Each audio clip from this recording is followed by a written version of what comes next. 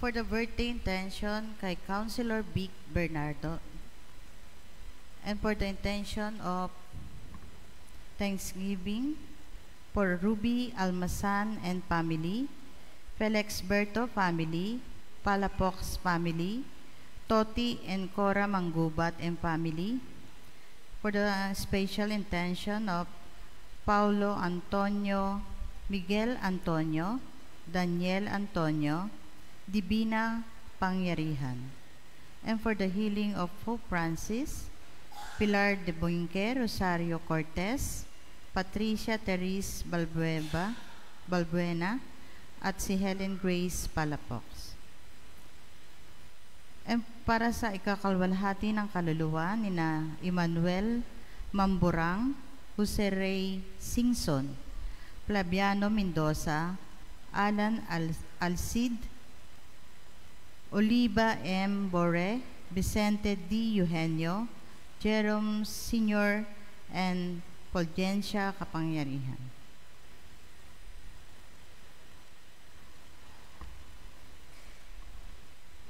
Tawag sa ikakasal.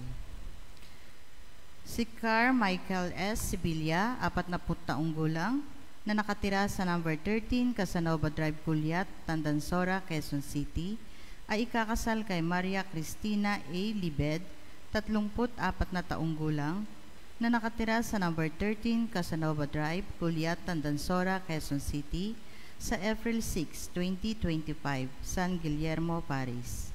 Si Renz Eric G. Faustino, 39 na taong gulang, 29 na taong gulang, na nakatira sa number 69 President Josepi Laurel Highway, Tanawan, Batangas, ay ikakasal kay Hannah Kathleen S. Cesario, 30 taong gulang, na nakatira sa number 8 Armstrong Street, Doña Faustina Village 1, Culiat, Quezon City, sa May 20, 2025, Basilica of the National Shrine of Our Lady of Mount Carmel, New Manila, Quezon City. At si Christopher Clasio Anasin, 42 taong gulang, na nakatira sa P-2 Eberica Labi, Camarines Norte, ay kakasal kay Jenny Iwayan Pahayahay, 40 taong gulang, na nakatira sa Visayas Avenue, Barangay Culiat, Quezon City, sa May 23, 2025, sa Basilica of the National Shrine of Our Lady of Mount Carmel, New Manila, Quezon City.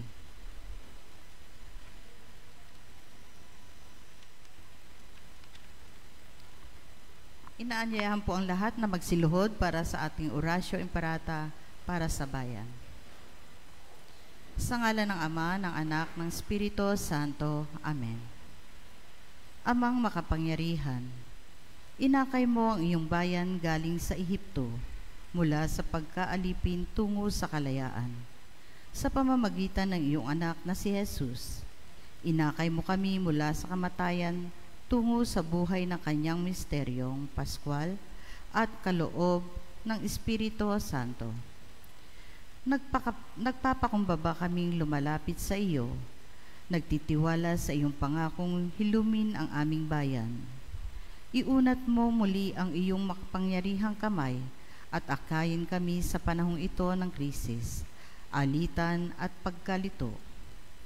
Magningning nawa ang katotohanan tulad ng haliging ulap sa araw at haliging apoy sa gabi, upang tanglawan kami sa landas tungo sa pagkakaisa at kapayapaan.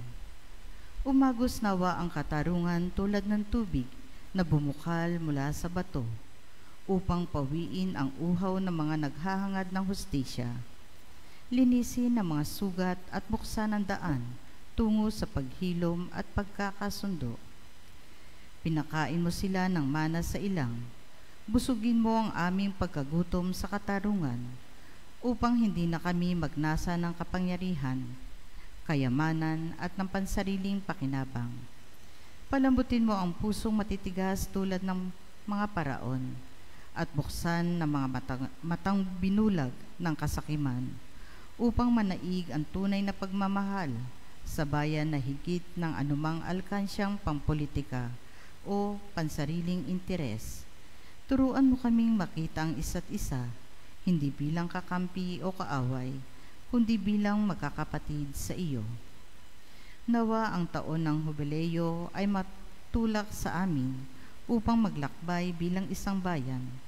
Ito nawa ang aming maging Paskwa, ang aming pagtawid, mula sa kasinungalingan tungo sa katotohanan, mula sa karuwagan tungo sa katapangan, mula sa kawalan ng katarungan tungo sa katuwiran, mula sa pagkawatak-watak tungo sa pagkakaisa, mula sa panghihina ng loob tungo sa pag-asa, mula sa pagiging makasarili tungo sa tunay na pag-ibig. Sa panahong ito ng pananariwa, matuklasan nawa naming muli ang aming kadakilaan bilang isang bansa at aming dangal bilang isang bayang iniibig mula ng lubos. Hinihiling namin ito sa pangalan ni Jesus, ang aming korderong inaakay, nang gumagabay sa amin sa pamamagitan ng krus mula sa kamatayan tungo sa bagong buhay. Amen. Mahal na Birheng Kapayapaan, ipanalangin mo kami. San Miguel Arcangel, ipanalangin mo kami. Sa ngalan ng Ama, ng Anak, ng Espiritu Santo. Amen.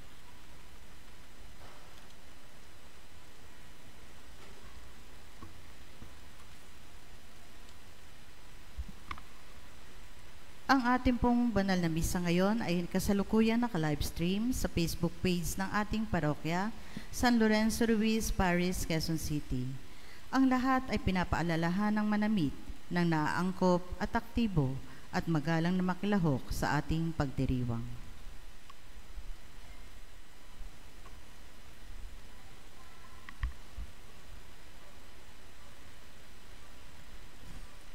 Muli po, isang mapagpalang hapon sa lahat. Ngayon ay ika-3 linggo ng Kwaresma.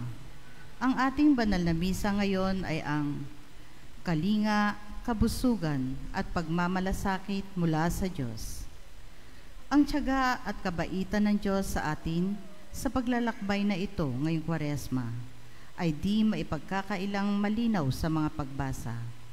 Ito rin ang mga saloobing nararapat nating isabuhay kahit papaano.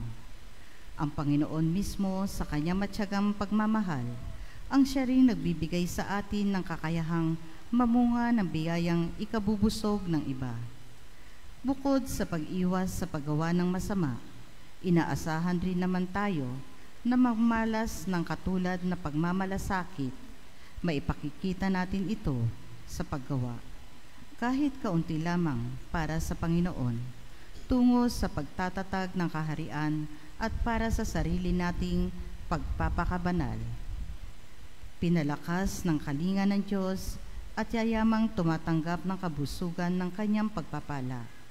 Pagtibayin natin sana ang pagpapasya nating magbunga ng kabanalan ang ating pagdiriwang ng Eukaristiyang ito sa pamamagitan ng pagtupad sa ating mga tungkulin. Magsitayo na po ang lahat at atin na pong simulan ang banal na pagdiriwang.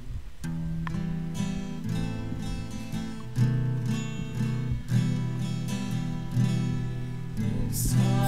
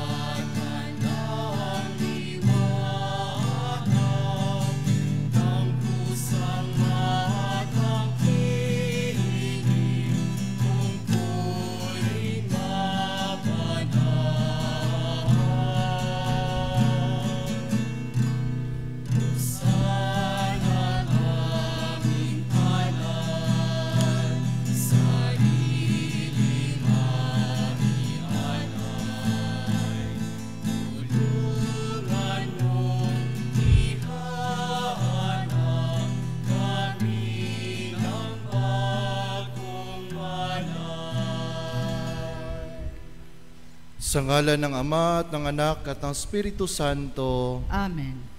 Ang biyaya ng ating Panginoong Jesucristo, ang pag-ibig ng Diyos Ama, at ang pakikipagkaisa ng Espiritu Santo naway sumainyong lahat. At sumaiyo rin. Magandang hapon po sa ating lahat. Magandang hapon po, Father. Ngayong linggong ito, ating pagninilayan ang pag-ibig ng Diyos para sa ating lahat. Ng ating Diyos, dahil sa kanyang matinding pag-ibig, ay hindi siya papayag na mapahamak tayo. Mga kapatid, aminin natin ang ating mga kasalanan upang maging marapat tayong gumanap sa banal na pagdiriwang na ito.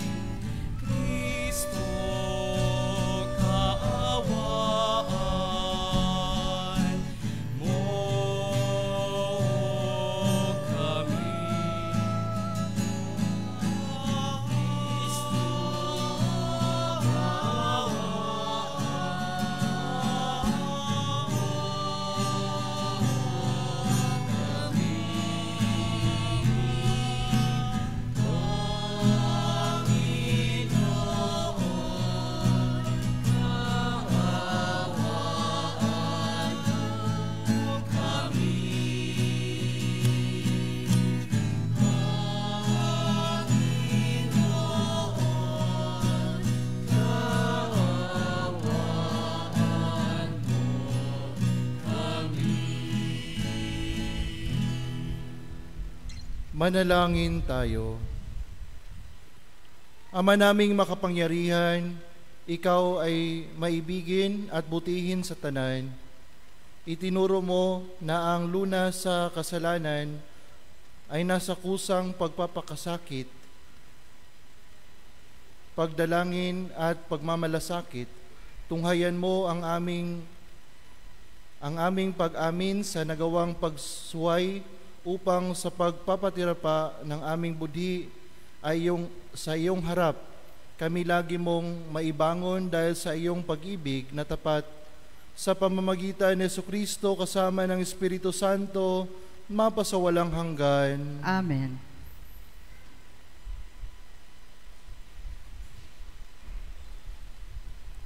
Sa pagpapatuloy ng paglalahad ng mga tampok sa kasaysayan ng pagliligtas, inilalarawan ngayon ang dakilang may akda, ang dalawang mahalagang pangyayari sa kasaysayan ng mga taga-Israel, ang paghahayag ng plano ng Diyos na palayain ang kanyang bayan at ng ngalan niya, isang tunay na pambihirang karangalan di lamang para sa Israel, kundi para na rin sa atin na tayo ang pinaglalaanan ng planong pagliligtas ng Diyos.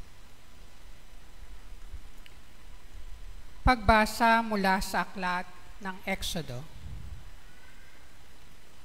Noong mga araw na iyon, si Moses ang nag-aalaga sa kawan ng biyanan niyang si Jethro. Minsan, itinaboy niya ang kawan pabagtas ng disyerto at nakarating siya sa Horeb, sa bundok ng Diyos.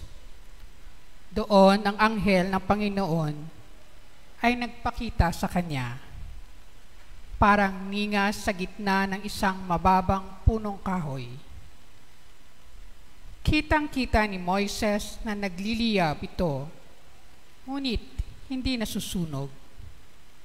Kaya't nasabi sa kanyang sarili, "Katakataka ito. Tignan ko ngang mabuti kung bakit di nasusunog, gayong nagliliyab." Nang lalapit na si Moises, tinawag siya ng Panginoon. buhat sa nagliliyab na punong kahoy.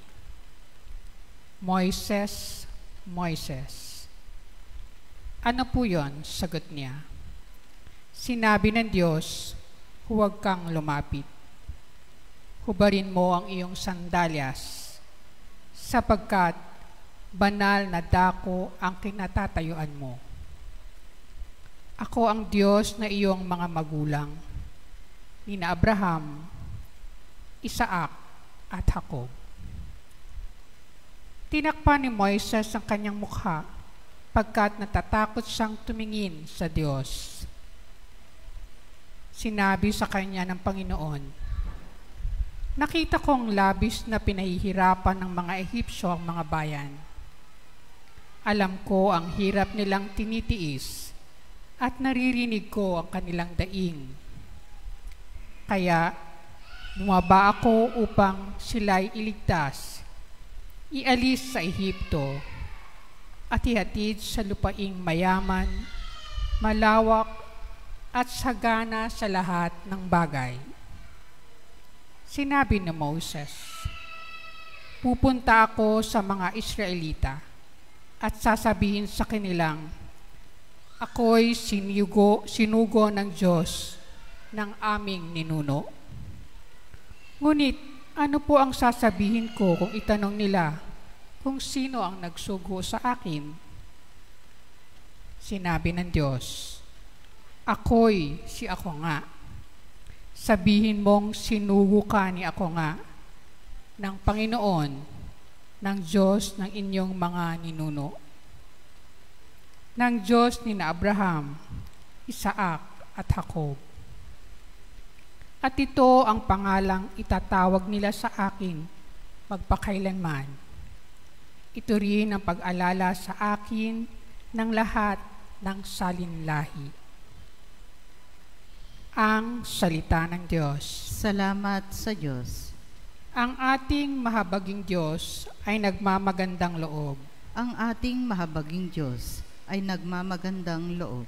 Panginooy papurihan, purihin mo kaluluwa. Ang pangalan niyang banal, purihin mo sa tuwina. Ikaw, aking kaluluwa, ang Diyos ay papurihan, at huwag mong lilimutin yaong kanyang kabutihan. Ang ating mahabaging Diyos ay nagmamagandang loob. Ang lahat kong kasalanan, siya ang nagpapatawad. At anumang aking sakit, ginagamot niyang lahat. Sa bingit ng kamatayan, ako ay iniligtas, at pinagpapala ako sa pag-ibig niya't habag.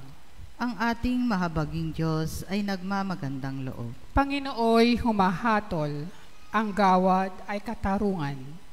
Natatamo ng inapi ang kanilang karapatan. Ang balangkas niya ay utos kay Moises, ibinilin. Ang kahangahangang gaway na saksihan ng Israel. Ang ating mahabaging Diyos ay nagmamagandang loob. Kay ganda ng kalooban, mahabagin itong Diyos. Kung magalit ay banayad, kung umibig na may lubos. Ang agwat ng lupa't langit, sukatin may hindi kaya. Gayon ang pag-ibig ng Diyos sa may takot sa Kanya. Ang ating mahabaging Diyos ay nagmamagandang loob. Napakaraming kagandahang loob mula sa Panginoon ang natanggap ng mga Israelita. Ngunit karamihan sa kanila'y walang utang na loob at nakuha pa nilang sumuway sa Kanya. Kaya nga pinarusahan sila ng Panginoon sa disyerto. Pinagbabalaan ni San Pablo ang mga Kristiyanong taga-Korinto laban sa tulad ng gayong pagkakamali. Pagbasa mula sa unang sulat ni Apostol San Pablo sa mga taga-Korinto. Mga kapatid, ibig kong malaman ninyo ang nangyari sa ating mga ninuno na sumunod kay Moises. Silang lahat ay naliliman ng ulap sa kanilang paglalakbay at tumawid sa dagat na pula. Sa gayon, nabinyagan silang lahat sa ulap at sa dagat bilang tagasunod ni Moises. Kumain silang lahat ng iisang pagkain espiritual at uminom din ng iisang inuming espiritual mula sa batong espiritual na sumubaybay sa kanila. At ang batong iyon ay si Kristo.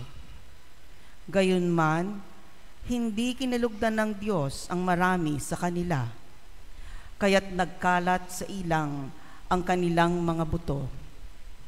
Ang mga nangyaring ito ay babala sa atin upang huwag tayong magnasa ng mga masasamang bagay, gaya ng ginawa nila.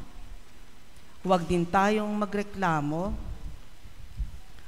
tulad ng ilan sa kanila, kaya't nilipol sila ng anghel na mamumuksa. Nangyari ito sa kanila bilang babala sa iba, at nasulat upang turuan tayong mga inabot ng huling panahon.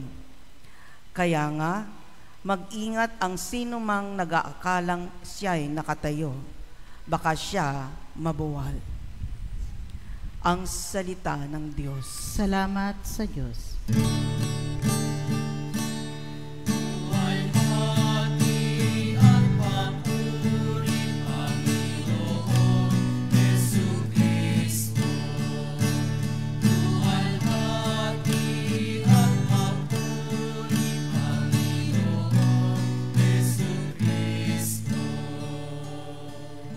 Sinabi ng Poong Mahal, kasalanan ay talikdan, pagsuway ay pagsisihan, maghahari ng lubusan ang Poong Diyos na may kapal.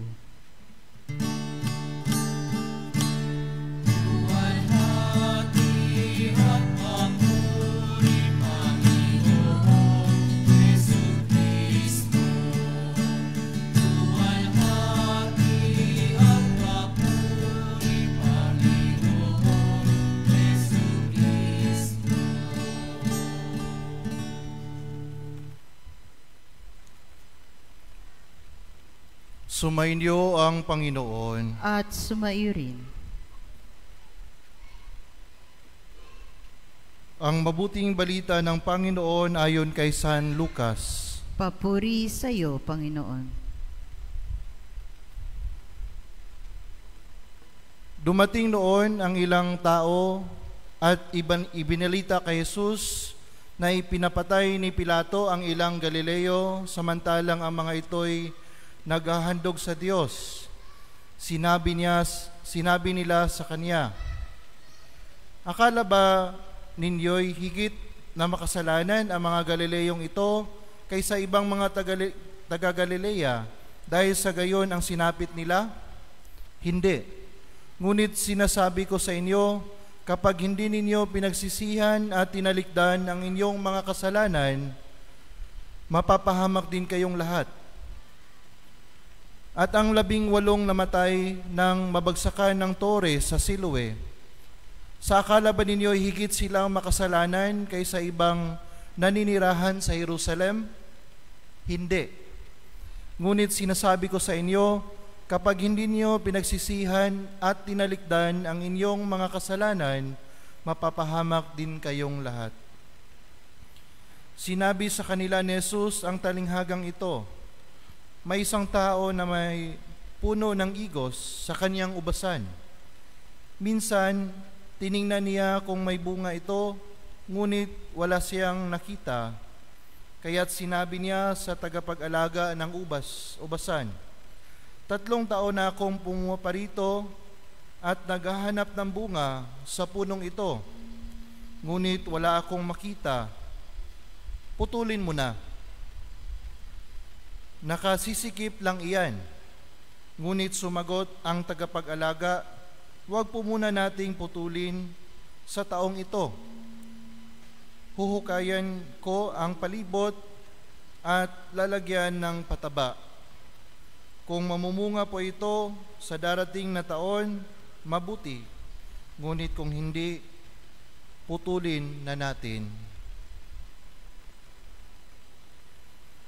Mga kapatid, ang mabuting balita ng Panginoon. Pinupuri ka namin, Panginoong Hesukristo. Isang mapagpalang linggo po sa ating lahat. Hello. Kumusta po yung paghahanda natin para sa muling pagkabuhay ng ating Panginoon? Tayo po ngayon ay nasa pangatlong linggo na ng Kwaresma, no? Nasa kalagitnaan na tayo. At another half at mararating na natin ang 40 araw or makakarating na tayo sa 40 days ng ating paghahanda. At sana'y sa ating paghahanda, nasa kalagitnaan na din tayo ng ating paghahanda. Sana po'y maging ready na tayo pagdating ng Holy Week. Mga kapatid, ngayong linggong ito, pinagninilayan natin kung ano ba ang ating pagkilala sa Panginoon. Paano ba natin kinikilala ang Panginoon? Kasi dito sa ating Ebanghelyo, sinasabi nila, naniniwala yung mga ibang mga taga-Israel na yung mga dumanas na mga trahedya, yung mga namatay, na disgrasya, nagkasakit, naniniwala sila na mas makasalanan pa yung mga taong yon kaysa mga ibang mga tao, no, na nananampalataya. Kampante sila na okay lang kasi mas nauna pa sa amin, no? Minsan din sa ating buhay, sinasabi din natin na siguro parusa yan ng Diyos. Minsan sa atin nagsasabi na yung naging biktima ng bagyo, siguro parusa yun ng Diyos. Siguro yung lindol, siguro parusa yun ng Diyos. Yung nangyari sa California, siguro parusa yun ng Diyos. Siguro mas makasalanan sila kaysa sa amin. Ganun ba talaga ang pagtingin natin sa Diyos? Lahat ba ng nangyayari na masama, mga trahedya dito sa mundo, ay kagagawan ba ng Diyos? So, ang ating mga pagbasa ngayon ay nagsasabi sa atin or nagtatanong sa atin, ano ba ang pagkilala natin sa Diyos?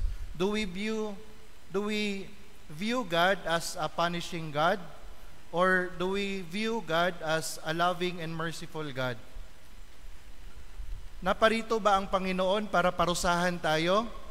Naparito ba ang Panginoon para bigyan tayo ng mga trahedya? Nandito ba ang Panginoon para bigyan tayo ng COVID-19? Sa tingin ko, hindi. Kasi naparito ang Panginoon kasi ayaw niya na mapahamak tayo. At ating pagninilayan ngayon, ang unang pagbasa, si Moises, nagpakilala sa kanya ang Panginoon. Nagpakilala ang Panginoon kay Moises bilang Diyos ni Abraham, Diyos ni Isaac, at Diyos ni Jacob. At sa pagpapakilala ng sarili niya kay Moises, sinasabi din niya ang kanyang plano sa bayang Israel, na dindinig ng Diyos ang mga hinaing ng mga taga-Israel at gustong tulungan ng Panginoon ang kanyang lipi na Israel. At sinugo niya nga si Moises para ipadala doon sa Ehipsyo para pakawalan at palayain ang Israel. So, ang Diyos ay may plano para sa ating lahat. Hindi siya naparito para parusahan tayo. Bagkus ang Diyos ay nandito para ipalayo tayo sa kapahamakan. Sinabi nga sa ating Ebanghelyo, di ba, na akala ba ninyo higit na makasalanan ang mga Galileyong ito kaysa ibang mga taga-Galilea? Dahil sa gayon ang sinapit nila? Hindi. Ngunit sinasabi ko sa inyo, pag hindi ninyo pinagsisihan at tinalikdan ang inyong mga kasalanan, mapapahamak din kayong lahat. So, sinasabi dito na dapat tumalikod tayo at pagsisihan ang ating mga kasalanan. Yun yung purpose ng Panginoon, bakit siya bumaba sa lupa. No? For God so loved the world that He gave His only begotten Son. Dahil sa pagmamahal, matinding pagmamahal ng Diyos sa atin, pinadala niya ang kanyang bugtong anak. At ang tanong doon, bakit niya pinadala yung kanyang bugtong anak? Para wag tayong mapahamak sa ating mga kasalanan. Ano bang nagagawa ng kasalanan sa ating buhay? Ang kasalanan ay unti-unting papatay sa ating mga kaluluwa. No? At siguro, kung kayo ang tatanungin, hindi kayo gusto na mamatay ang mga mahal niyo sa buhay. Amen? How much more ang Diyos? Hindi niya gusto na mapahamak tayo. Hindi niya gusto na mapahamak yung mga mahal natin sa buhay. Kaya gumawa siya ng paraan. Pinadala niya ang kanyang bugtong anak na si Jesus para hindi tayo mapahamak. Kaya iba ang pananaw natin. Hindi na dapat nating isipin na pumarito ang Panginoon para parusahan tayo. No. Jesus came here to warn us so that all of us will be saved. At sa panahon ng Kwaresma, dapat yun yung pagtuunan natin ng pansin. Ang pagtalikod sa kasalanan. Dapat talikdan natin yung kasalanan kasi yun yung papatay ng ating mga kaluluwa. At kagaya nga ng sabi ng simbahan na dapat we observe the 3 things during the season of Lent. The fasting, almsgiving, and prayer. Yun po yung mga bagay na magpapalayo sa atin sa kasalanan. Nagfa-fasting tayo, hindi lang sa pagkain, kundi sa paggawa ng kasalanan. We fast so that para mas ganahan tayo na mamalagi sa piling ng Panginoon. No? We fast so that we might be able to taste the love of God. At nagdarasal tayo para mas lumalim pa yung ugnayan natin sa Panginoon. Mas lumalim pa yung pag-ibig natin sa Panginoon. And we give alms so that hindi tayo masyadong mabigatan sa ating pag-ibig, sa ating pagmamahal sa Diyos at sa ating kapwa. At sinabi nga sa unang pagbasa, di ba, na hinubad ni Moises ang kaniyang sandalyas at humarap sa Panginoon. Hinubad ni Moises ang nakaharang sa kanyang muka para harapin ang Panginoon. Gayon din tayo. Dapat nating hubarin ang ating mga comfort zones, ating mga kahinaan, ating mga pagkukunwari para harapin ang Panginoon. Kung harapin natin ang Panginoon, wala po tayong maitatago sa Kanya. Even our darkest secret, hindi po natin dapat itago yon kasi makikita at makikita, malalaman at malalaman din ng Panginoon.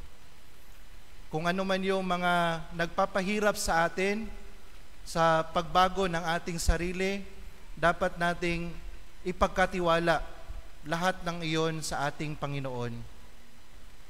Alam kong hindi madali na magbago, pero ang tinitignan ng Panginoon ay yung pagsisikap natin. Kahit ilang beses tayong nabigo at nagkamali, pero hindi yun titignan ng ating Panginoon. Ang titignan niya ay yung pagsisikap natin. Sa isang basketball game, merong talo at may panalo. Pero hindi na magmamatter kung matalo tayo. The most important thing is that ginawa natin ang lahat para manalo.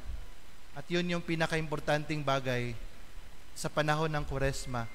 Ang pagsisikap upang magbago ang ating sarili para hindi tayo mapahamak katulad ng iba. Amen. Tumayo po tayong lahat. Sumasampalataya ako sa Diyos, amang makapangyarihan sa lahat, na may gawa ng langit at lupa.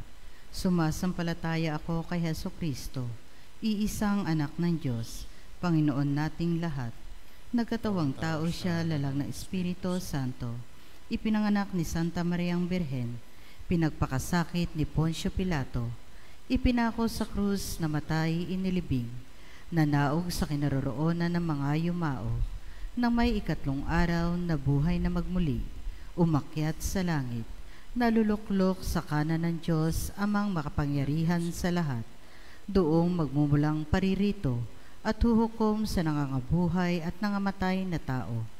Sumasampalataya naman ako sa Diyos Espiritu Santo, sa banal na simbahang Katolika, sa kasamahan ng mga banal, sa kapatawaran ng mga kasalanan, sa pagkabuhay na magmuli ng amatay na tao, at sa buhay na walang hanggan. Amen. Ipinaalala sa atin ng talinghaga sa Ebanghelyo ngayon ang ating tungkuling mamunga ng kabutihan sa ating buhay.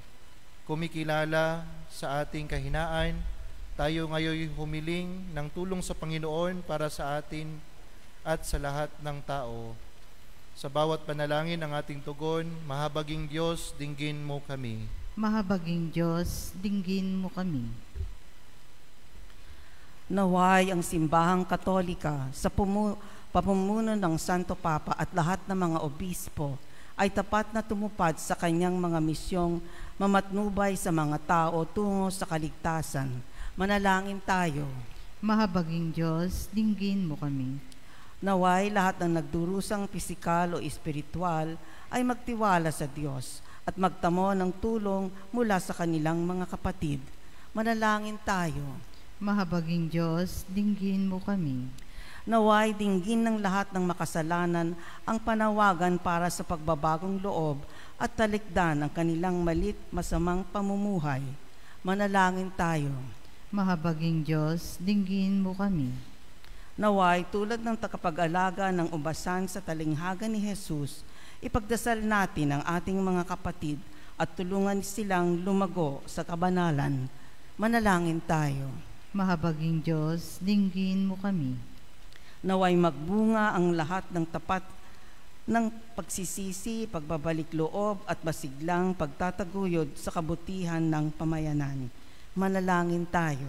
Mahabaging Diyos, dinggin mo kami. Para sa lahat ng pamilyang hindi nagkakasundo, naway magkatapos sila ng lunas sa kanilang mga sugat sa pamamagitan ng kapatawaran, pagtuklas sa yamang panloob na taglay ng bawat isa sa kabila ng kanilang nagkakaibang pananaw. Manalangin tayo. Mahabaging Diyos, dinggin mo kami. Tahimik natin ang panalangin. Ang mga pansariling kahilingan at ang lahat ng kahilingan sa banal na misang ito.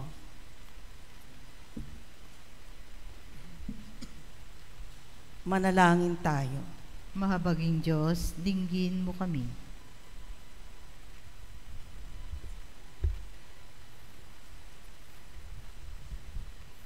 O Diyos, napakatiyaga mo sa amin, sa aming katamaran at mga pagkukulang na moral. Tibayan mo ang aming kapasiyahang manunton sa tunay na Kristiyanong pamumuhay na puno ng mga masuyong pagkakakawang gawa. Hinihiling namin ito sa ngalan ni Jesus na siyang aming huwaran at tagapagligtas na nabubuhay at nagahari magpakailanman. Amen.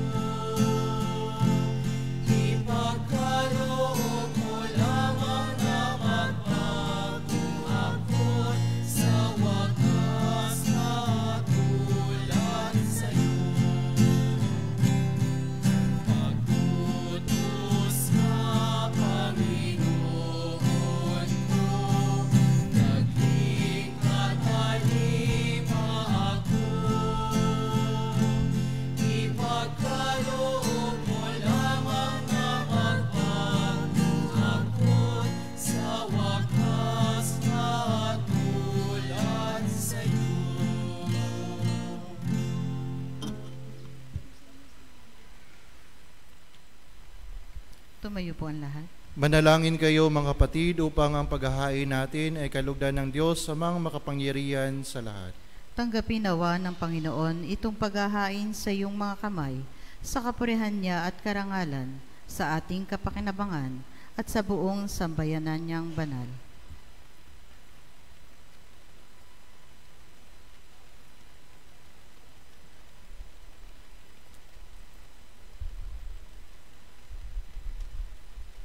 Ama naming lumikha, kalugdan mo ang aming paghahain upang ang mga kasalanan namin hinihingi ng kapatawaran sa iyo'y matutuhan din naming ipatawad sa kapwa-tao sa pamamagitan ni Jesucristo kasama ng Espiritu Santo mapasawalang hanggan. Amen.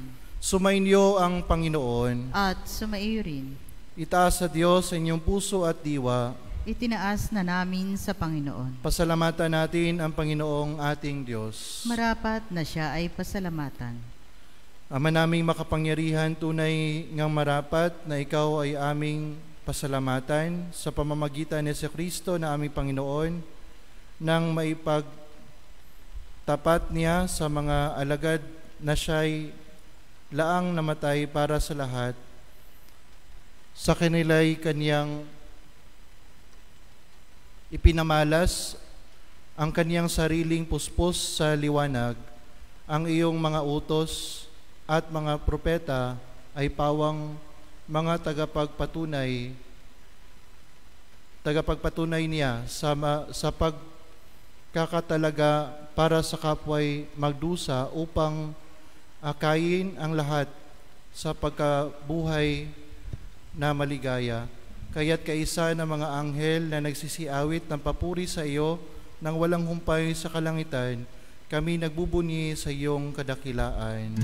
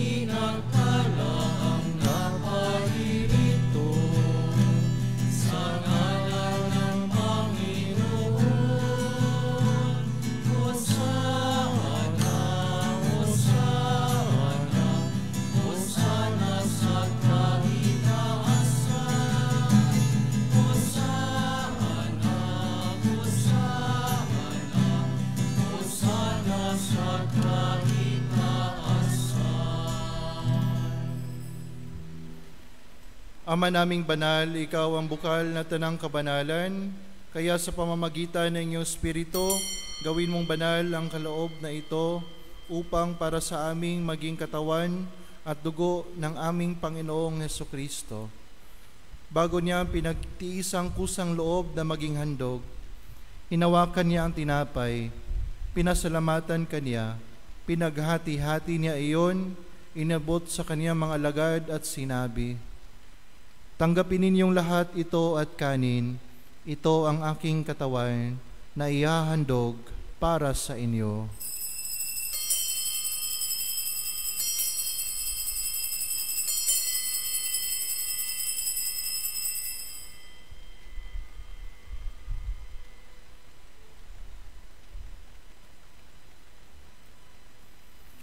Gayon din naman nung matapos ang hapunan, hinawakan niya ang kalis.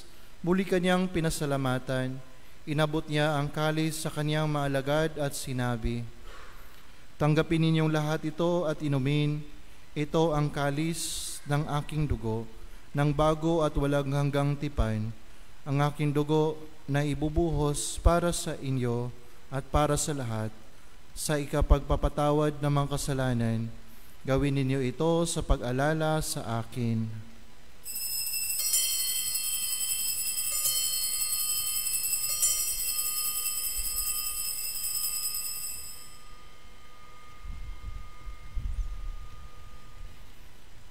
Ipagbunyi natin ang misteryo ng pananampalataya.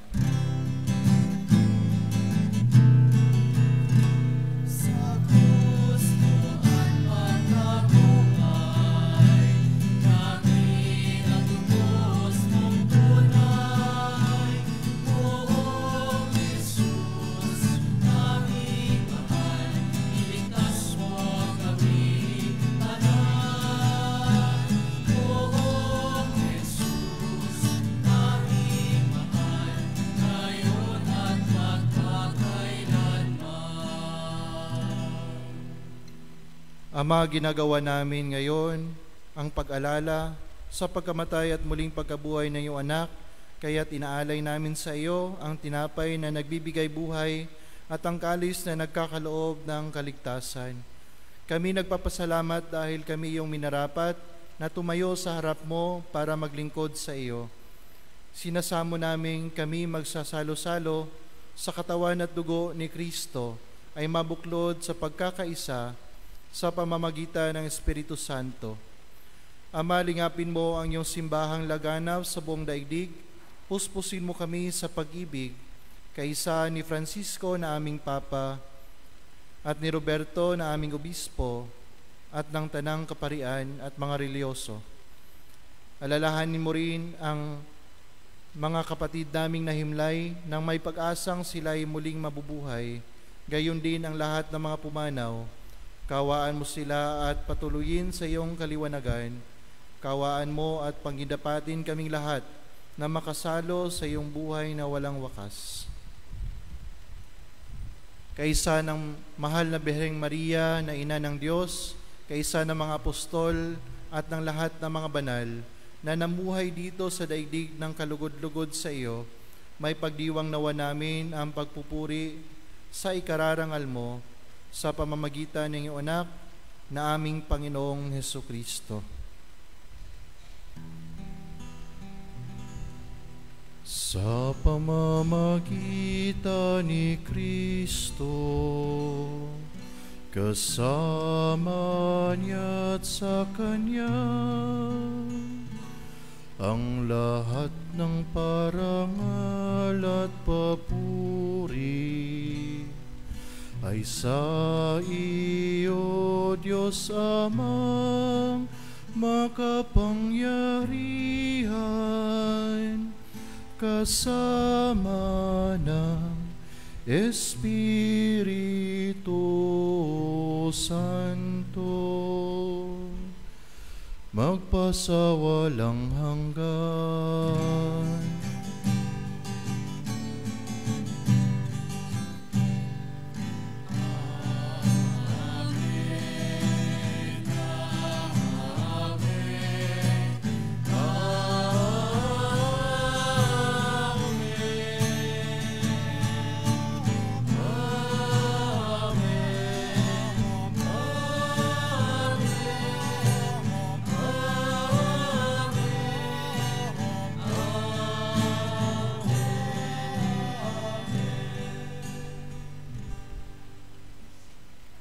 Sa tagubilin ng mga nakagagaling na utos at turo ni Jesus na Panginoon natin at Diyos, ipahayag natin ng lakas loob.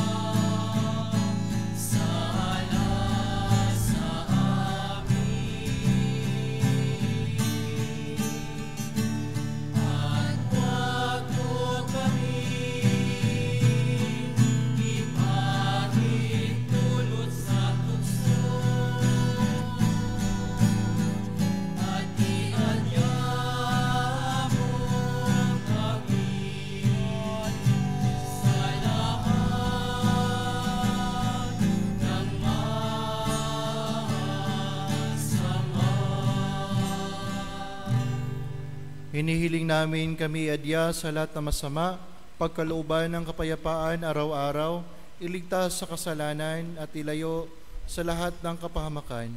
Samantalang aming pinananabikan ang dakilang araw ng pagpapahayag ng tagapagligtas naming Seso Kristo.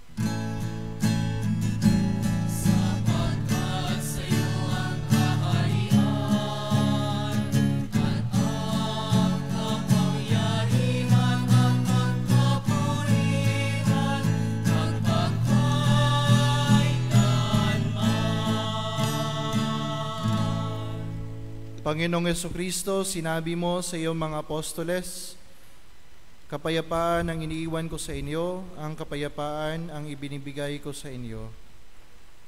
Tunghayan mo ang aming pananampalataya at huwag ang aming pagkakasala. Pagkalooban mo kami ng kapayapaan at pagkakaisa ayon sa iyong kalooban, kasama ng Espiritu Santo, mapasawalang hanggan. Amen.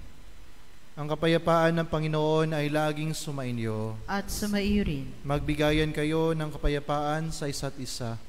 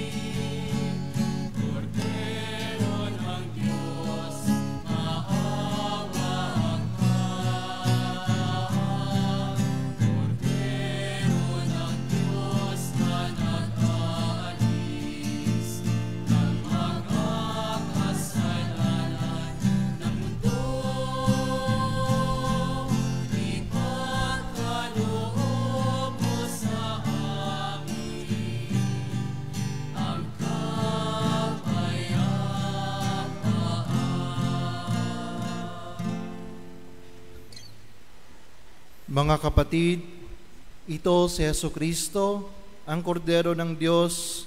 Ito ang nag-alis sa mga kasalanan ng sanlibutan. Mapalad ang mga inanyayahan sa kanyang banal na piging. Panginoon, hindi po ako karapat-dapat na magpatuloy sa iyo, ngunit sa isang salita mo lamang ay gagaling na ako.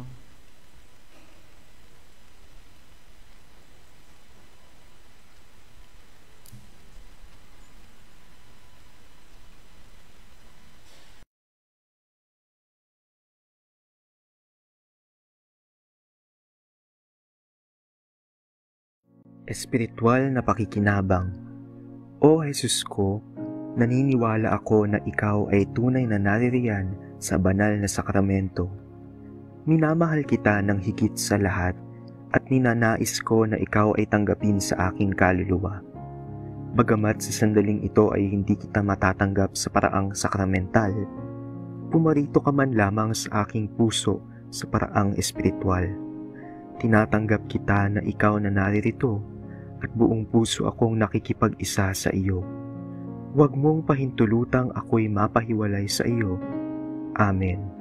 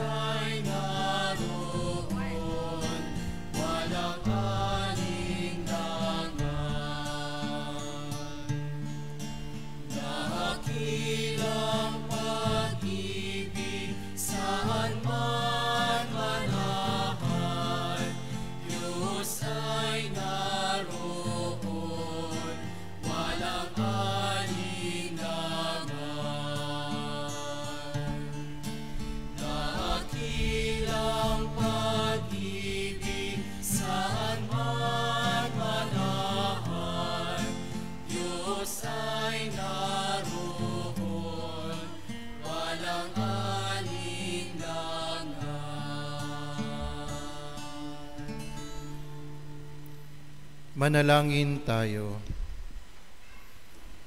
Ama naming mapagmahal, sa pakikinabang namin sa iyong banal na piging, pinagsasalo-saluhan namin ang bigay mong pagkain, ang ginaganap namin ngayon sa pagdiriwang ay lubos naming mangyari sa gawain namin araw-araw.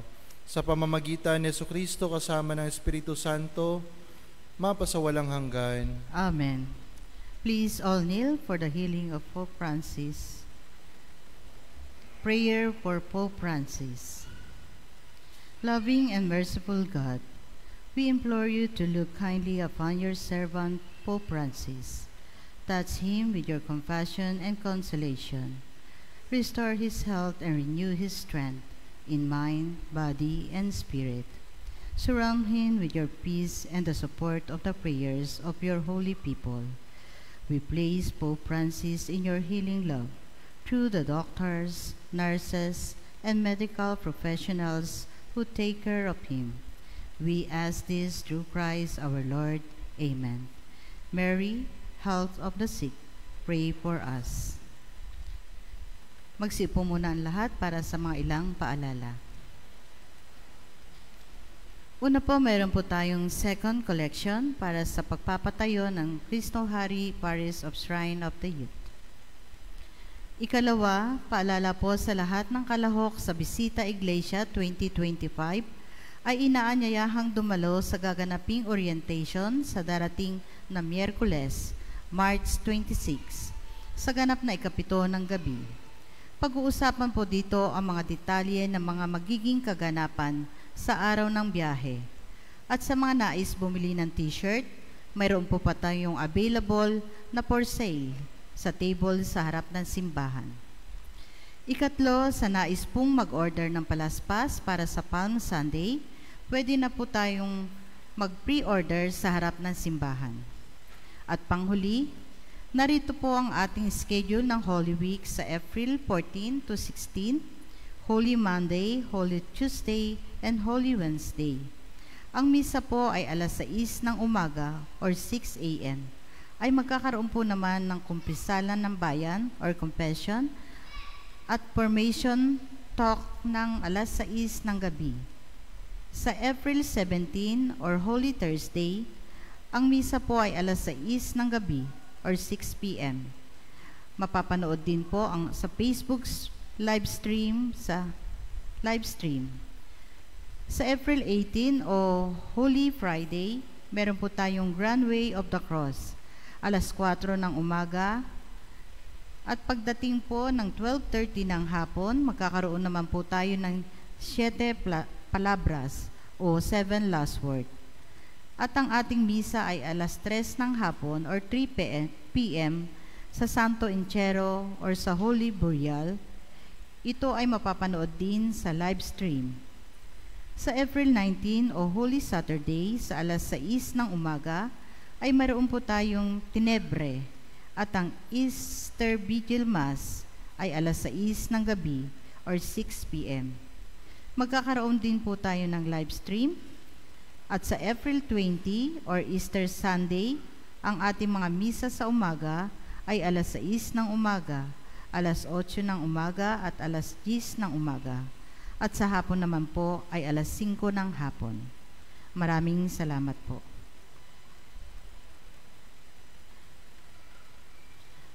Tumayo na po ang lahat. Sumainyo ang Panginoon. At sumayo rin. Magsiyuko kayo at ipanalangin ang pagpapala ng Diyos.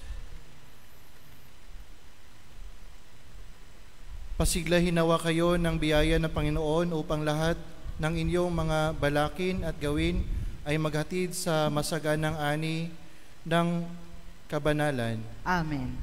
Gawin nawa kayo mga kasangkapan ng pagligtas na mapagligtas sa biyaya ng Panginoon sa pagtulong ninyo sa inyong kapwa para sila'y magbunga ng katapatan, kalinisan at pagmamahal. Amen. At pagpalain kayo ng makapangyarihang Diyos, ang Ama at ang Anak at ang Espiritu Santo. Amen. Humayo kayo sa kapayapaan upang mahalin at paglingkuran ang Panginoon. Salamat sa Diyos.